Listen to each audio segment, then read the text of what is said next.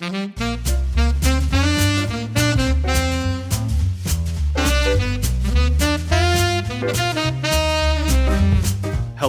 and welcome to Assisted Living and the Law, the podcast series that discusses legal consideration within the long-term care sector. I am your host, Cal Stein, and I am a litigation partner in the Health Sciences Department at Troutman Pepper. I work with a broad variety of clients in the healthcare space in matters involving litigation and government investigations. I also do quite a bit of counseling work where I advise clients in advance so issues can be avoided altogether or resolved so they never even ripen into litigation or an investigation. In my career, I have represented a number of nursing homes and skilled nursing facility clients, as well as executives at both. I am joined by my co-host, Emma Trivax. Hello, all, and thank you for joining us today. I am an attorney in Troutman's Health Sciences Department, and I practice transactional and regulatory law. I represent a wide range of healthcare providers, including, of course, long-term care facilities. You'll often see me advising on multi-state licensure matters, HIPAA, fraud and abuse analyses, and large-scale mergers and acquisitions. In today's episode, we delve into the complexities of antitrust in the healthcare sector. We are so happy to welcome Melissa Hatch O'Donnell and Michael Hartman, who will be shedding light on the intricacies of antitrust considerations within the long-term care space. Melissa, Mike, would you like to introduce yourselves? Sure, Emma. I so appreciate you and Cal having us on today. I'm a partner in Troutman's Health Sciences Department. I litigate complex disputes involving pharmaceutical manufacturers and other health sciences companies, including a variety of antitrust and economic loss class actions. Between my time as an associate and a partner, I was an in-house attorney at Cigna and Express Scripts. That experience at the center of the healthcare ecosystem really helped me get some deep subject matter expertise that I use to better counsel my clients today. Plus, it helped me to think like a client. Thanks, Melissa. Emma, Cal, happy to be joining you today. I, like Melissa, am a partner in Troutman's Health Sciences Department and spend most of my time working on massive class action antitrust cases. When I am not litigating competition law disputes, I'm usually advising clients on antitrust compliance, whether performing risk assessments, drafting and revising antitrust policies, or providing antitrust training for executives and lower level employees. And in the antitrust world, it's always good to get ahead of risk. So that's a lot of what I spend my time doing for my clients.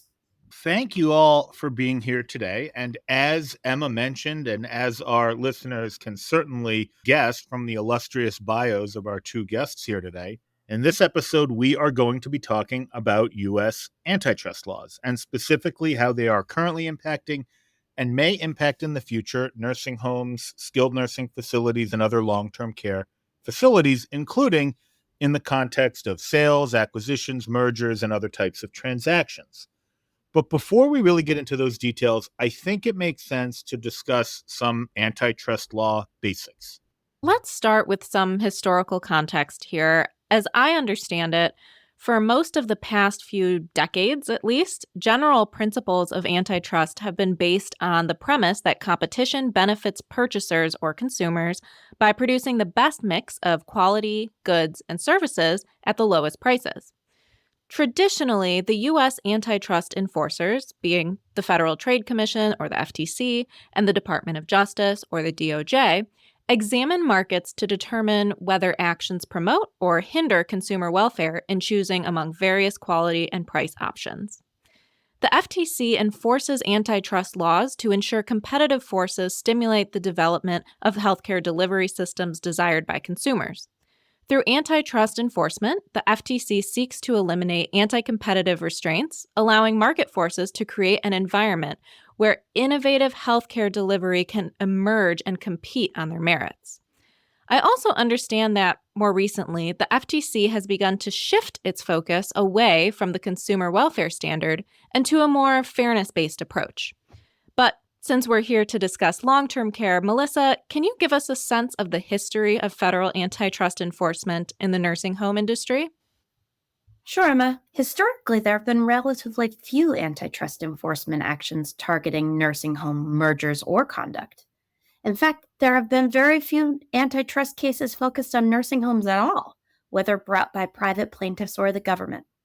For instance, a survey of 394 healthcare antitrust lawsuits from 1985 to 99, so a little dated, found that only 4 involved nursing homes. And that included both public and private suits covering conduct and mergers.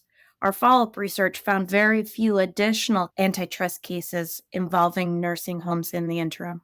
That's really interesting. Can you elaborate on why there has been such limited enforcement?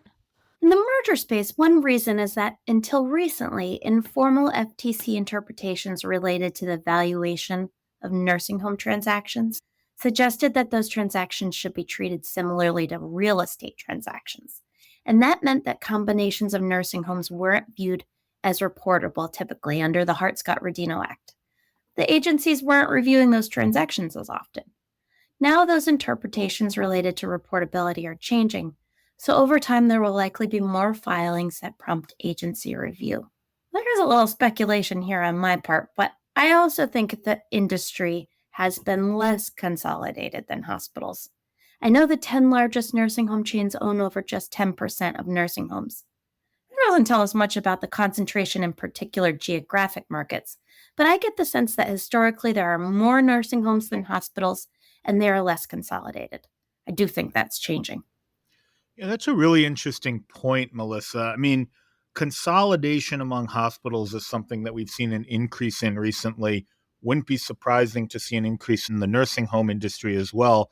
I wonder what impact that'll have on agency scrutiny of these in the antitrust context, particularly if the reporting obligations change as you suggested.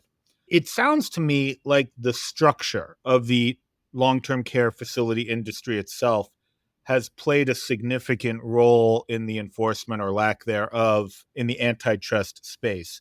Mike, are there any other factors that you can think of that may have contributed to this lack of enforcement? Yeah, Cal. So another key factor is that government insurers are usually the primary payer for long-term care, and many nursing homes are primarily funded by Medicaid. This makes enforcement actions more complicated generally because the government can't look for a price effect and needs to focus on factors like quality. It's more of a challenge to economically model what a competitive market should look like and just a tougher case to make out. Moreover, in contrast to hospital systems, affiliations with nursing homes are just not crucial to most physicians' livelihoods, which may lead to fewer private antitrust suits. For instance, of those 394 healthcare antitrust lawsuits we talked about in that previous survey, 63% were physician-centric disputes. So you just don't have the same driving force here. That's a great point. So to kind of pivot just a touch, let's shift to the current landscape that we're looking at now. Mike, how has the Biden administration's approach to antitrust enforcement changed things? Yeah, it's been interesting. Under the Biden administration, we've really seen this interesting combination of a more economic-based approach to competition, along with this kind of concurrent underlying populist theme of helping small businesses and consumers. So although the Biden administration has increased its focus on structural and fairness-based concerns rather than this previous singular focus on consumer welfare, enforcement efforts have remained concentrated on industries with significant consumer welfare components. So, for instance, DOJ and FTC have been particularly active in the healthcare, pharmaceutical sectors, and the Biden administration's policy directives have targeted agricultural industries to combat rising food prices allegedly caused by consolidation. Private equity-led consolidation in the nursing home industry could raise similar concerns, such as rising prices and decreased quality in a consumer welfare-based industry. I think it would be unsurprising to see this trend continue, especially under Harris administration, if that comes to be. I mean, she's already previewed plans to target price gouging for food products, which just shows this policy-oriented manner in dealing with consumer prices and rising prices in consumer-based industries. But of course, it's worth noting that there was fairly aggressive antitrust enforcement in healthcare under the Trump administration as well. In this space, I think with the direction the Biden administration is going and where enforcement trends are going generally, if we see enforcement anywhere, it's going to focus on issues such as aggregator companies consolidating nursing homes and driving up prices, kind of monopolization-based claims, these no poach, no hire claims we've seen in other healthcare industries due to high staff turnover rates, and very straightforward pricing claims. On that latter one, there's the trend of private equity entities attempting to break payer contracts for nursing homes so that they can charge out-of-network pricing, which is not normally an antitrust violation, but you could see it leading to conduct that falls kind of within this collusive pricing area that we do normally see government enforcers going after. Additionally, I think the increase in private equity activity in this space can mean the introduction of new pricing methodologies, reliance on consultants. I could see that spilling over into the use of things like pricing algorithms and AI-assisted pricing strategies, very, very current hot button issue for the DOJ and their enforcement priorities. That's interesting what you said about no-poach cases before, Mike. Remember just last year, a jury acquitted owners and managers of home healthcare staffing agencies of fixing wages of unlicensed health caretakers and agreeing not to hire each other's caretakers. That was part of a series of losses in no-poach cases, but I think just the existence of the case goes to show that the agency's concerns about labor markets find easy expression in cases involving large workforces of nurses.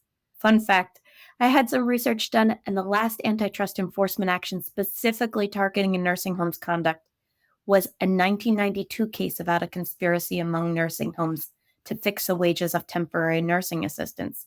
I could totally see this kind of case happening again. Yeah, I agree, Melissa. I mean, first, it's hard to believe that it's been more than 30 years since a genuine antitrust enforcement action specifically targeting this industry. But I do wonder if the recently announced CMS staffing mandates for nursing homes could impact this. As Melissa just noted, the last nursing home antitrust case involved price fixing the wages of nursing assistants. And as we'll discuss in another episode, the recently announced staffing mandates are very likely to hit facilities' bottom lines and further strain an already strained nursing home labor market. It really wouldn't be surprising to see in these circumstances government investigations into similar wage fixing or no poach or other antitrust allegations. But like I said, more on those staffing mandates in a different installment of this podcast. So for now, let's return to the topic at hand. And I want to pivot and talk about merger reviews. Melissa, what do you think about merger reviews involving nursing homes? There's a lot going on. There's the revised guidance making nursing home transactions more likely to be reportable. There's the 2023 merger guidelines, which now make clear that a pattern of multiple small acquisitions can violate the antitrust laws, and that a merger that doesn't raise issues as to the scale of products or services might substantially lessen competition in labor markets. And I think there's a higher level of sophistication in the government about the ways that some nursing homes are making money. I think we can anticipate enforcement actions aimed at preventing excessive consolidation among nursing homes. I think the agencies will bring a case when they find the right one. And I think the right one will most likely involve private equity. Why is that? For one, there's a lot of growth in the area. One report I saw said there was a 17-fold increase in PE healthcare investments from 2009 to 2018, with elder care investments comprising the second largest area of PE healthcare investment. There's clearly a lot of press and law enforcement on private equity-owned nursing homes. We had the HHS final rule last year that requires nursing homes to disclose additional information about their owners, operators, and management, about the entities that exercise financial control over the facilities, and the entities that lease or sublease property to them. HHS's announcements of its disclosure really takes aim at PE-owned nursing homes. It does so in a way that must perk up the antitrust agency's ears. For example, HHS's announcement cites a study saying that between 2016 and 2021, 4 times more nursing homes changed ownerships than hospitals. And those with lower star ratings change ownership more often. The announcement cites another study that PE investment is associated with higher costs, including higher costs for Medicare, and lower quality. I think the government would love for a good merger case involving PE-owned nursing homes to come its way. So FTC and DOJ are taking a good hint from HHS? I don't mean to be saying that the FTC would just be picking up on an HHS suggestion. The antitrust agencies have been quite clear that they're focused on enforcement targeting private equity investments in healthcare. FTC held a workshop on this precise issue earlier this year. There, FTC Chair Lena Khan said that, quote, the short-term, high-risk and low-consequence ownership model can encourage a flip and strip approach. The FTC at the workshop heard worries that the private equity model and the financial incentives of private equity have led to negative consequences in healthcare, including staff reductions, elimination of less profitable services, and use of quality equipment. So I think they're all over it. Yeah, that is certainly some very strong language and rhetoric. Did the agencies do anything? Well, around the same time, FTC, DOJ, and HHS launched an inquiry into private equity and other corporations increasing control over healthcare and the impact of, quote, corporate greed in healthcare. As part of that inquiry, the agencies issued a request for information requesting public comment on deals conducted by private equity funds and other private entities. The release emphasized the need to preserve competition in healthcare markets. It also explicitly called for comments relating to nursing homes, among a handful of other areas. So yes, I think these are strong signals, and that the most likely merger case probably involves PE in light of all these signals. It's also worth noting that in any case involving the merger of non-PE nursing homes, the agencies might also take the view that a divestiture to private equity does not replace or maintain competition in the same way another divestiture could. So the PE considerations might even come up in a merger that doesn't, on its face, involve PE. And just so all of our listeners are aware, we will dig more into the PE component in nursing homes in another episode of this podcast. But for now, Mike, how has the administration's approach to antitrust law differ from previous administrations? As I discussed a little earlier, the focus for the government for quite some time had been this consumer welfare standard. But again, under the Biden administration, we've been seeing this shift in the focus of antitrust enforcement and regulation to prioritize economic efficiency. What does that look like? At least from a policy perspective, the administration has taken the view that the government can and should use antitrust law to protect small and medium-sized enterprises from quote-unquote unfair practices that pose structural anti-competitive threats. Following this direction, FTC Chair Lena Khan has advocated for gauging competition by analyzing the underlying structure and dynamics of markets rather than just short-term consumer interests. You have to remember that consolidation at any level of the market could lead to anti-competitive effects at other levels. So if there is this consolidation in the nursing home industry, any newly created market power could impact other product or service markets as well. And the FTC is really taking an expansive view of what anti-competitive effects could be created through consolidation. So that's the administration's approach, but what are some specific actions that the administration has taken to address these concerns? It's done quite a lot. But even if we look at healthcare specifically, we can see the new focus of the antitrust enforcers. For example, the DOJ announced the creation of the Antitrust Division's Task Force on Healthcare Monopolies and Collusion to address competition concerns in healthcare. That task force, I think, is all over the kind of structural issues that the FTC and DOJ now see as particularly within their ambit and wheelhouse. That Federal Trade Commission 6B study into pharmacy benefit managers is the perfect example. And I actually think some of the ways that the antitrust agencies are hearing and thinking about nursing homes is totally in sync with the new shift in focus. For example, the focus on the contracting and vertical arrangements of nursing homes is in line with the more structural orientation of the agencies that I just mentioned. So we've talked a lot about approaches, specific strategies, but all that said and done, Mike, do you think these changes will lead to actual better outcomes for residents in long-term care facilities?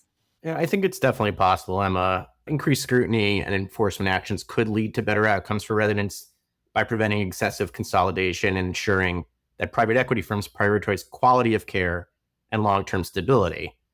However, it's important to note that these changes could also lead to increased costs and regulatory burdens for long-term care facilities.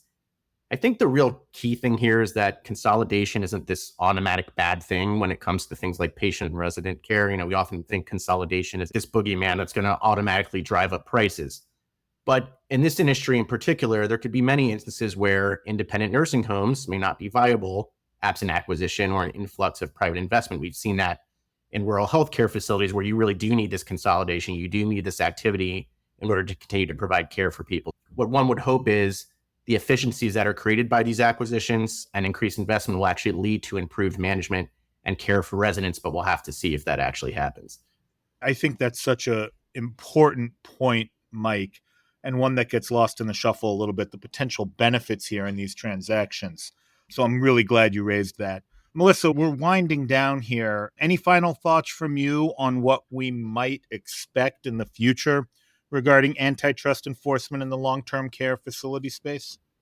As we've been discussing, I think we can expect continued focus on preventing excessive consolidation and protecting smaller competitors. The administration's emphasis on structural issues and fairness-based concerns means that even if a consolidation doesn't harm consumers in the short term, it could still face antitrust scrutiny. Additionally, practices at private equity-managed nursing homes will be closely monitored, and we might see more enforcement actions aimed at ensuring quality of care and long-term stability, particularly in that private equity space.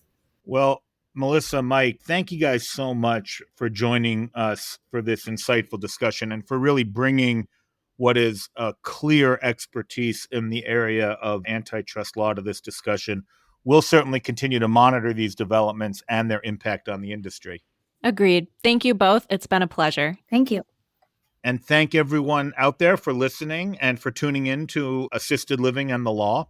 If anyone has any thoughts, comments, or questions about this podcast series or about this episode, please contact any of us. Please subscribe and listen to this podcast and other Troutman Pepper podcasts wherever you listen to your podcasts, including on Apple, Google, and Spotify.